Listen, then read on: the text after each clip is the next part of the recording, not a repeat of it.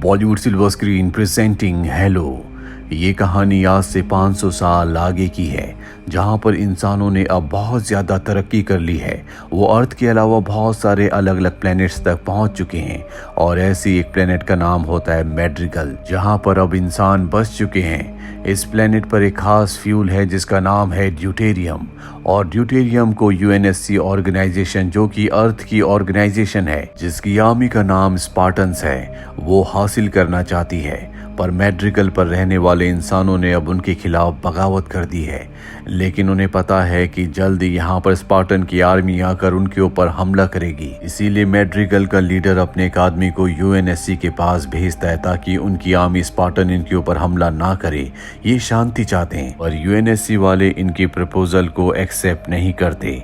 इसीलिए अब मैड्रिगल पर रहने वाले इंसानों को पता है कि यूएनएससी की आर्मी स्पार्टन जल्दी इनके ऊपर हमला करेगी, जिसका सामना करने के लिए तैयार होते हैं। हालांकि ये जानते हैं कि ये यूएनएससी की आर्मी का सामना नहीं कर सकते।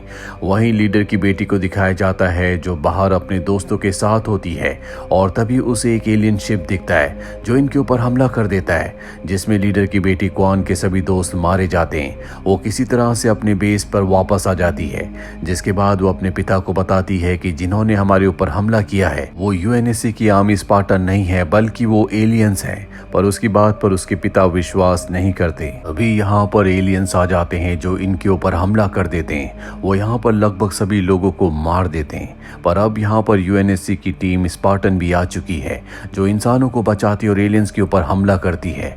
वो एक एक करके सभी एलियंस को मार देते हैं, लेकिन अब यहाँ पर इस प्लेनेट पर रहने वाले सभी लोग मारे जा चुके हैं। सिर्फ यहाँ पर क्वान बची होती है।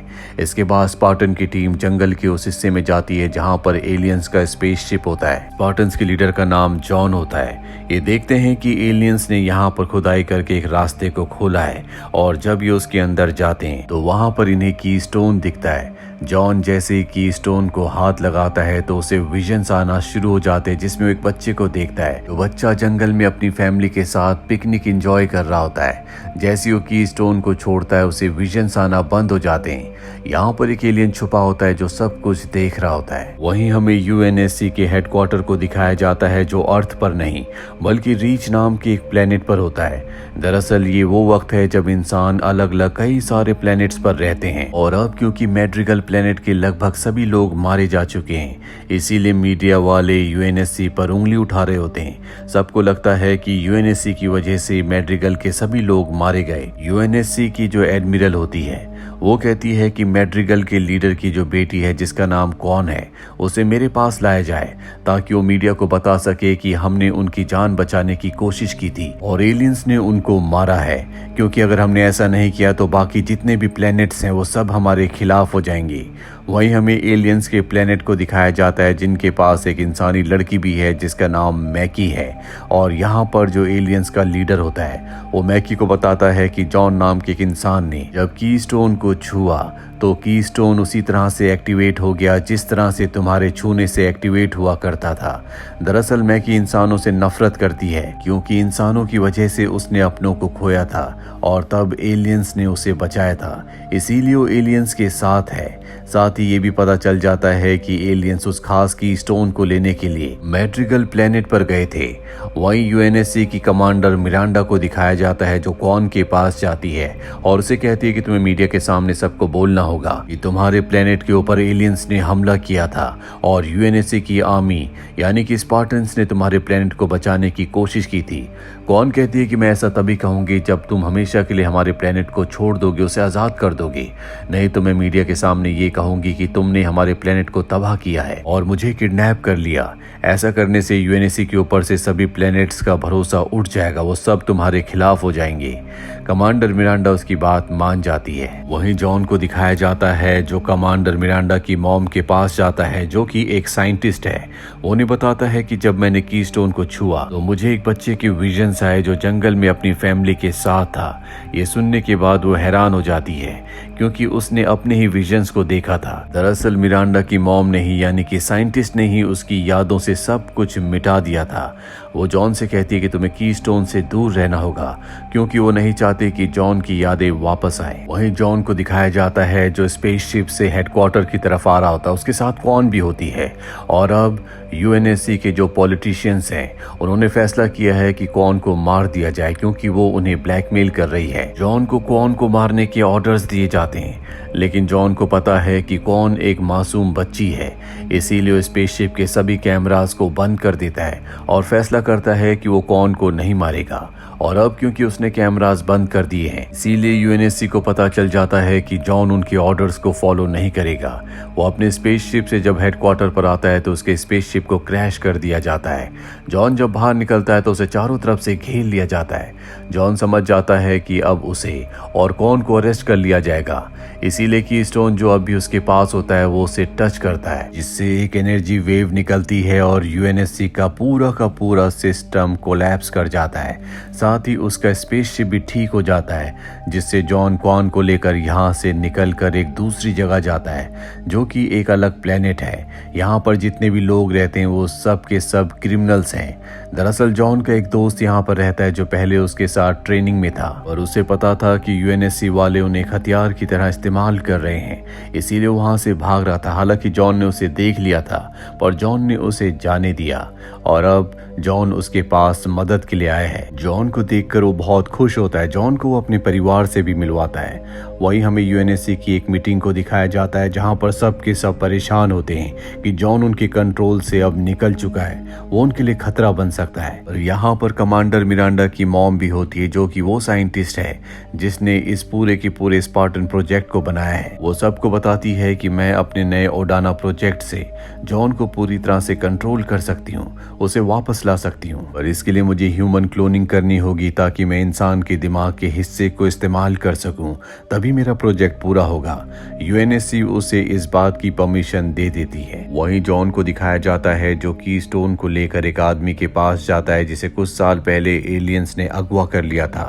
वो जॉन को बताता है कि इसे हर कोई एक्टिवेट नहीं कर सकता, इसे कोई खास ही इंसान एक्टिवेट कर सकता है, और जब भी एक्टिवेट होता है तो तुम्हें एक एनर्जी का गोला दिखता है और एलियंस उसी जगह पर जाना चाहते हैं क्योंकि वहां पर एक ऐसा हथियार है जिससे कोई भी बहुत ज्यादा स्ट्रांग हो सकता है और उसी हथियार से संपूर्ण मानव जाति का खात्मा भी होगा। जॉन इस बारे में और भी ज्यादा जानना चाहता है, इसीलिए एक बार फिर से कॉन को उसी जगह पर छोड़कर वो वापस यूएनएससी के हेडक्वार्टर जाता है जहां पर वो साइंटिस्ट से मिलता है और कहता है कि मैं कीस्टोन के बारे में जानना चाहता हूँ। साइंटिस्ट कहती है कि मैं तुम्हें इसके बारे में जरूर बताऊंगी। वही साइंटिस्ट ने अपने क्लोन को बना लिया होता है जिसे अब वो जिंदा कर देती है, पर जिंदा करने के बाद वो उसके दिमाग के एक हिस्से को निकाल के जॉन की बॉडी उसके दिमाग के एक हिस्से में इंजेक्ट कर देती है और तभी वो कोटाना बुलाती है जो कि उसके प्रोजेक्ट का नाम है। कोटाना बोलते ही वहां पर एक एआई रोबोट आ जाती है जिसे वो देख सकती है। ये देखकर वो बहुत खुश होती है कि उसका प्रोजेक्ट, उसका जो एक्सपेरिमेंट था वो पूरी तरह से सफल रहा।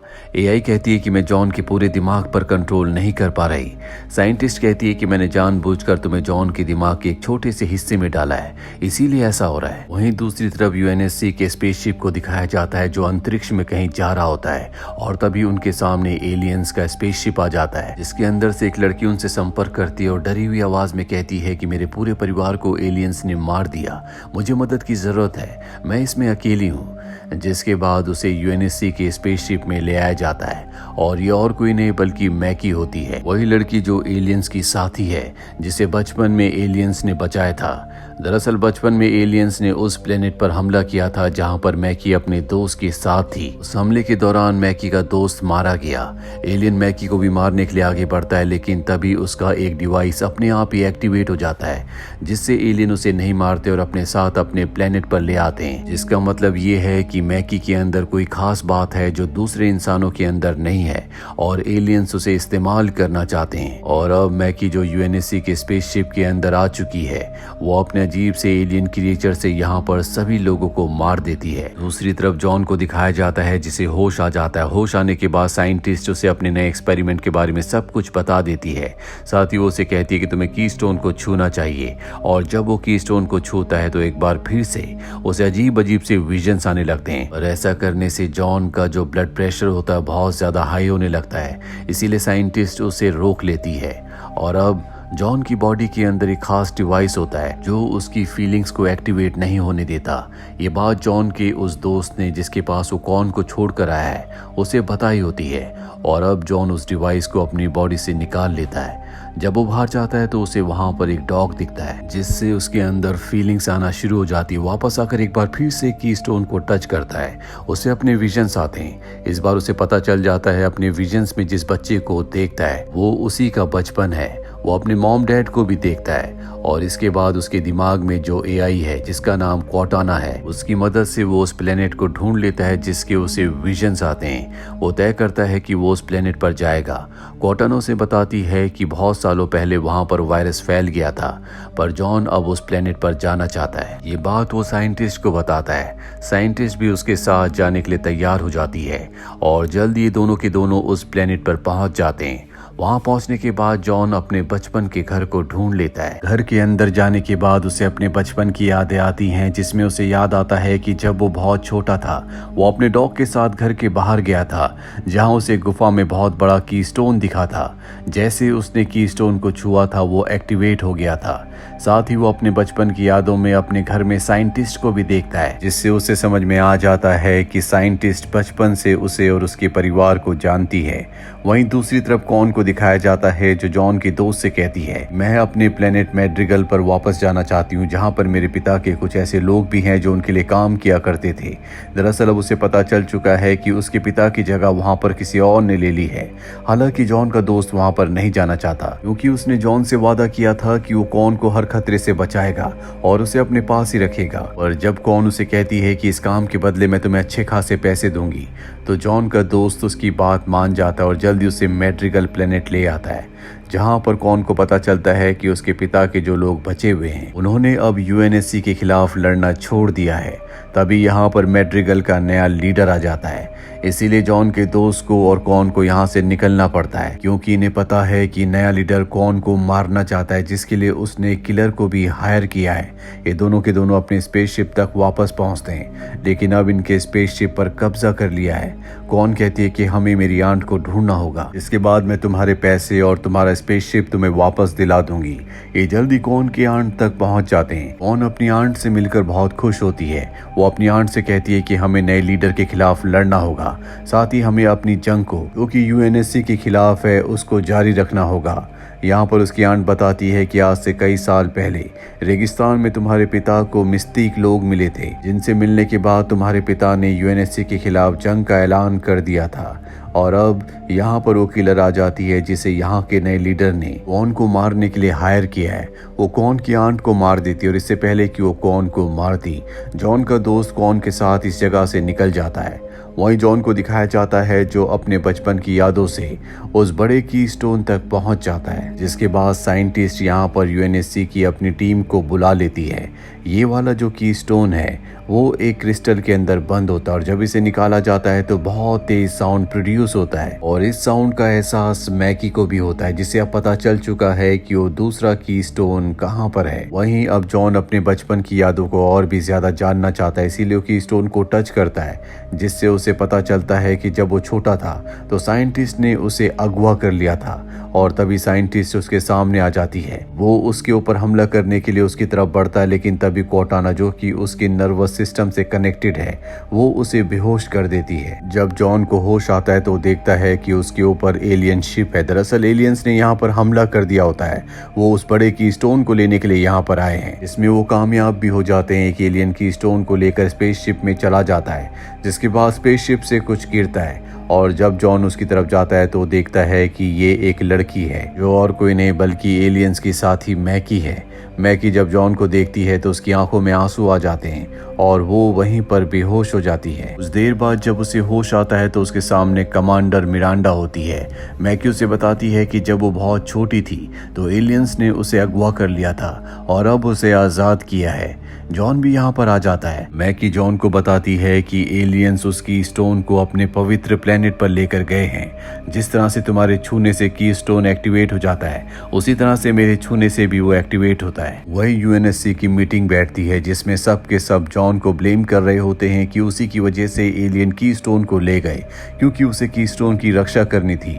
लेकिन उस वक्त जॉन की एक साथी स्पार्टन की जान खतरे में थी, वो उसे बचाने के लिए चला गया था, इसीलिए एलियंस कीस्टोन को अपने साथ ले गए और इसके लिए जिम्मेदार साइंटिस्ट को भी समझा जा रहा होता है। वहीं जॉन साइंटिस्ट के पास जाता और कहता है कि मुझे अगवा क्यों किया, मेरे अगवा होने के बाद मेरे परिवार का क्या हुआ, क्या उन्होंने मुझे ढूंढा नहीं।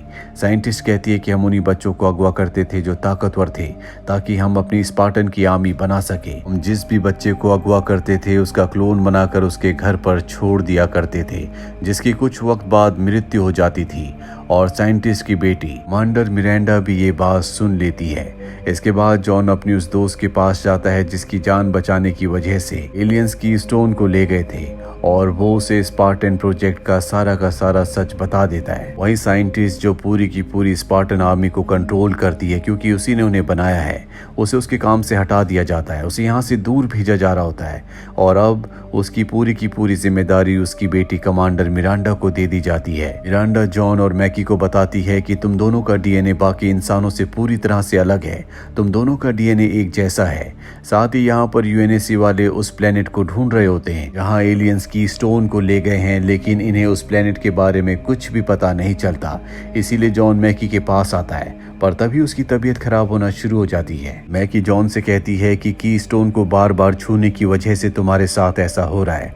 अगर तुम कीस्टोन के सामने जाओ और अपने आप को सरेंडर कर दो तो तुम्हारी ताकत बढ़ जाएगी, कीस्टोन तुम्हारा गुलाम बन जाएगा। और इसके बाद जॉन छोटे वाले कीस्टोन के पास जाता है जो उसे सबसे पहले मिला था। जैसे वो उसे छूता है उसे अपने बचपन की यादें आती हैं और अगले पल वो देखता है कि वो किसी अनजान दुनिया में पहुंच चुका है। वहीं दूसरी तरफ कॉन को दिखाया जाता है जो रेगिस्तान में मिस्टिक लोगों को ढूंढ रही होती है। ये बहुत ही धार्मिक लोग होते हैं। इन्हीं से मिलने के बाद उसके पिता हमेशा के लिए यूएनएससी के खिलाफ हो गए थे। जल्दी कॉन मिस्टिक ट्राइब की लीडर तक पहुंच जाती है जहां पर वो पूछती है कि हमारे परिवार का, हमारे एंसेस्टर्स का क्या पर्पस है, क्यों मेरे पिता तुमसे मिलने के बाद यूएनएससी के खिलाफ हो गए। मिस्टिक ट्राइब की लीडर उसे ड्यूटेरियम फ्यूल पीने को कहती है और जब वो फ्यूल पीती है तो वो बाहर जाती है जहां पर उसे कुएं के पास एक आदमी दिखता है। जब उस आदमी के पास जाती है तो उसके पिता होते हैं। कॉन अपने पिता के गले लग जाती है। उसके पिता उसे कुएं के पास ले जाते हैं और बताते हैं कि ये एक दूसरी दुनिया का रास्ता है और हमारा फर्ज है कि हम इस रास्ते की हमेशा प्रोटेक्शन करें। मेरे बाद अब तुम्हें ये करना होगा। यूएनएससी से तुम्हें अपने प्लेनेट को और इस कुएं को बचाना होगा। तुम्हें अपनी आर्मी तैयार करनी होगी। और तभी कॉन को होश आ जाता है। दरअसल वो अपनी कॉन्शियसनेस में सब कुछ देख रही होती है। अब उसे पता है कि उसे क्या करना है, क्योंकि उसके पिता ने कहा था कि तुम्हें अपने मिलिट्री बेस में जाना होगा। कॉन यहाँ से मिलिट्री बेस में चली जाती है।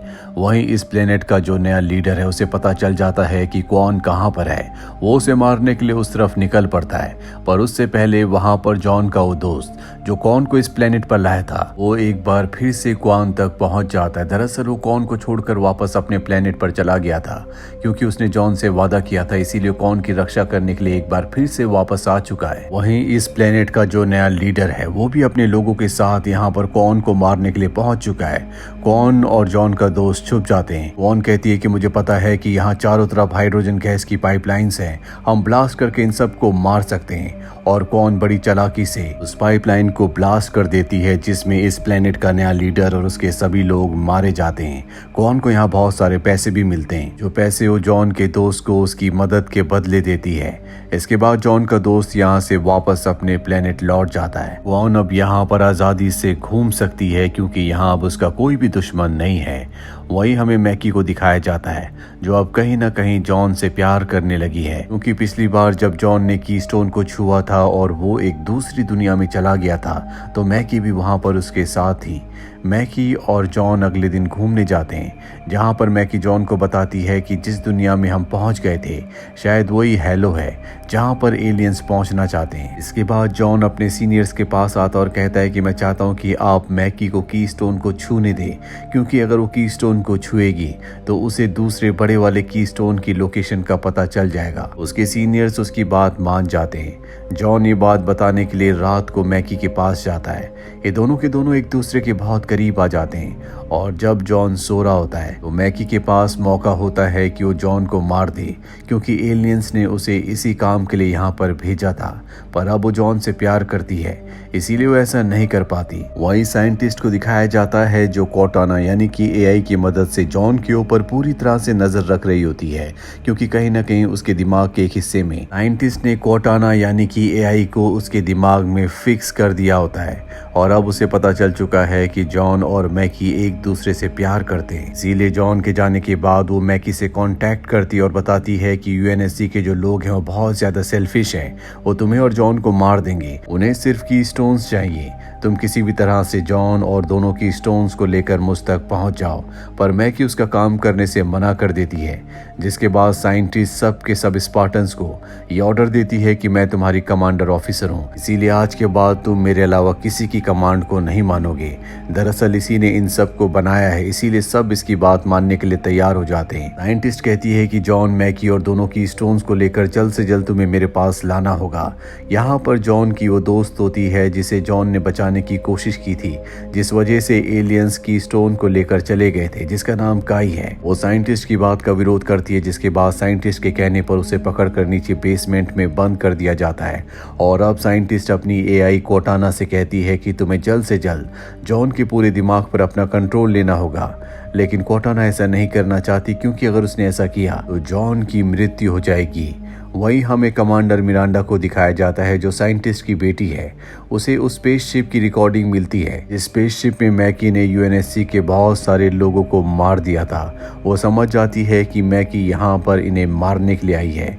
वहीं मैकी और जॉन को दिखाया जाता है जो उस रूम की तरफ जा रहे होते हैं जहाँ पर की स्टोन है, और तभी एआई कोर्टाना जो कि जॉन के दिमाग के एक हिस्से से कनेक्टेड है, वो उसे साइंटिस्ट के पूरे प्लान के बारे में बता देती है। जॉन को समझ में आ जाता है कि जल्दी स्पार्टन्स इनके ऊपर हमला करने वाले, इसीलिए छुपने की कोशिश करता है, लेकिन अब स्पार्टन यहाँ पर पहुंचकर उसके ऊपर हमला कर देते हैं। मैकी यहाँ से भागकर मदद मांगने के लिए जाती है और तब तक वहाँ पर कमांडर मिरांडा भी आ जाती है, जिसे अब मैकी की सच्चाई पता है। मैकी कहती है कि मजबूरी में मैंने स्पेसशिप में सबको मारा था, पर उसकी बात पर कोई भी विश्वास नहीं करता, इसीलिए उसे टॉर्चर करना शुरू कर दिया जाता है।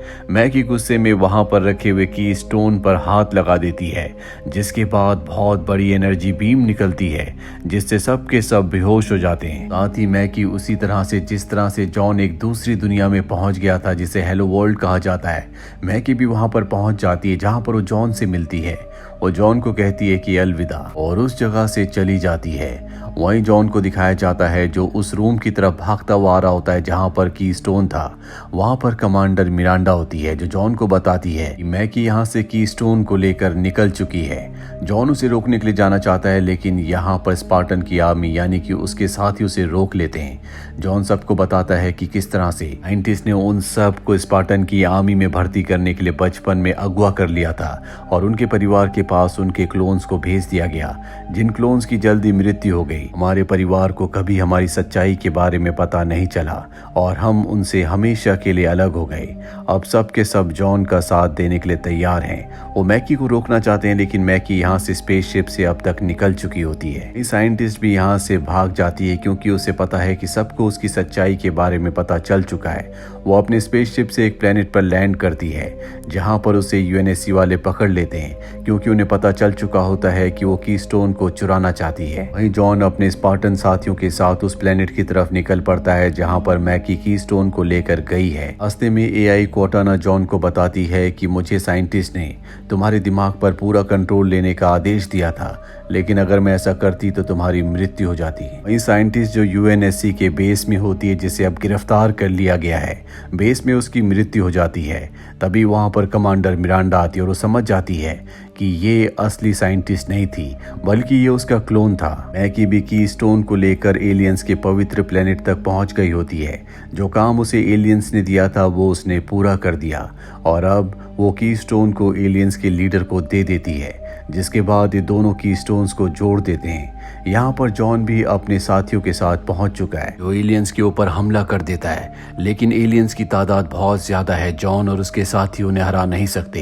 एलियंस पूरी तरह उनके ऊपर हावी हो जाते हैं और जब मैकी ये देखती है तो जॉन और उनके साथियों को बचाने के लिए कीस्टोन को टच कर देती है, जिससे एनर्जी का एक बहुत बड़ा ब्लास्ट होता है और उस ब्लास्ट में सब के सब एलियंस दूर जाकर गिरते हैं। साथ ही अब यहाँ से हेलो जाने का रास्ता भी ऊपर आसमान में नक्शे की तरह दिखना शुरू हो जाता है और इसकी एनर्जी बहुत ज्यादा होती है, जिसे मैकी बर्दाश्त नहीं कर पाती और उसकी मृत्यु हो जाती है।